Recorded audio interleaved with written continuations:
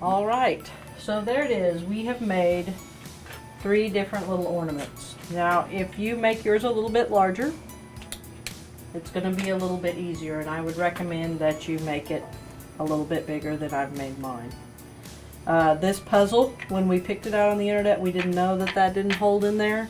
It may have been partially me and my sawing, but just kind of look at it to make sure those pieces are going to hold together.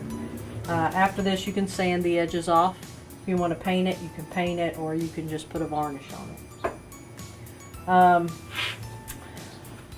As I was doing that, I thought of a few things. So it's like I told you, you need to hold your piece securely down to the surface of your saw. As you saw, it would jump every once in a while. I mean, that's because I wasn't pushing it down enough. Some of you may thought, hey, she really wasted a lot of material because she put that in the middle. But all of that extra material is what helped me hold it down to the bed of the saw, and it made the sawing easier.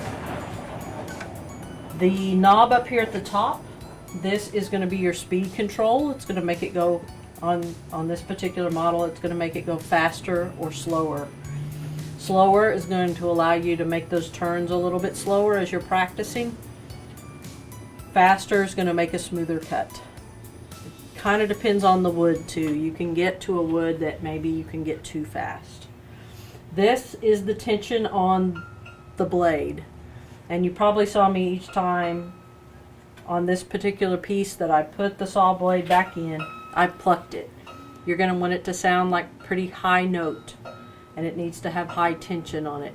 So once you loosen it, put your blade in. There's a knob just like this on the bottom where you catch the bottom half of the blade, and then tighten it up, catch it on the top, and then tension it.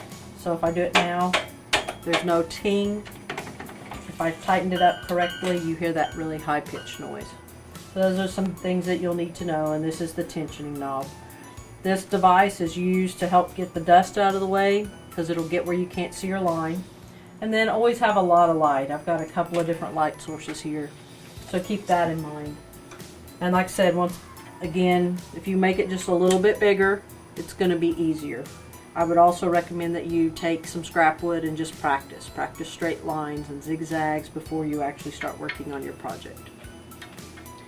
At Curbside Overhaul, we're going to continue to add videos and show you basics on how to do different things. This is a skill. We made some small ornaments and a puzzle, but you could make a lot of other things with the scroll saw.